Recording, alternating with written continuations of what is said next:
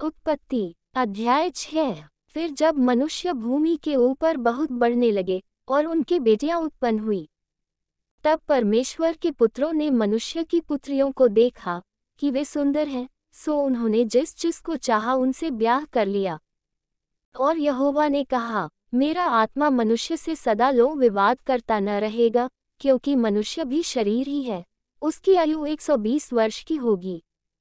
उन दिनों में पृथ्वी पर दानव रहते थे, और इसके पश्चात जब परमेश्वर के पुत्र मनुष्य की पुत्रियों के पास गए तब उनके द्वारा जो संतान उत्पन्न हुए वे पुत्र शूरवीर होते थे, जिनकी कीर्ति प्राचीन काल से प्रचलित है।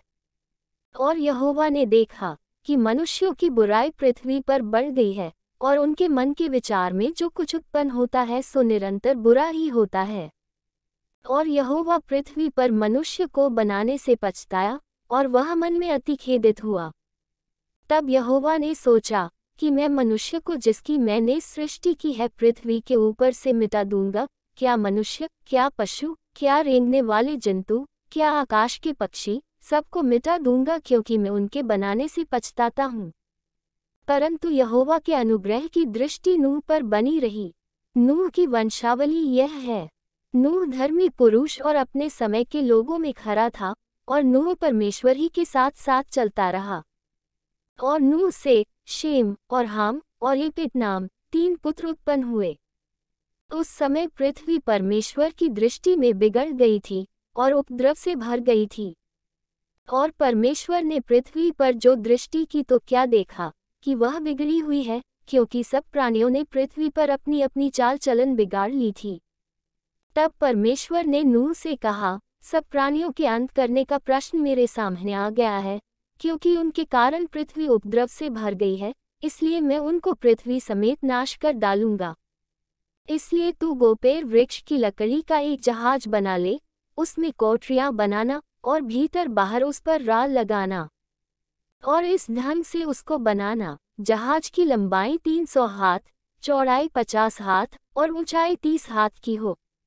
जहाज में एक खिड़की बनाना और इसके एक हाथ ऊपर से उसकी छत बनाना, और जहाज की एक अलग में एक द्वार रखना, और जहाज में पहला, दूसरा, तीसरा खंड बनाना।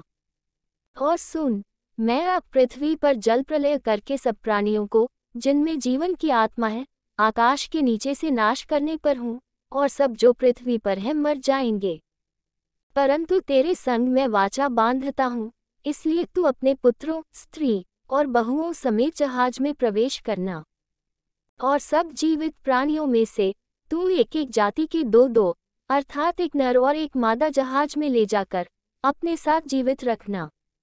एक एक जाति के पक्षी और एक एक जाति के पशु और एक एक जाति के भूमि पर रेंगने वाले, सब में से 2-2 तेरे पास आएंगे कि तू उनको जीवित रखे।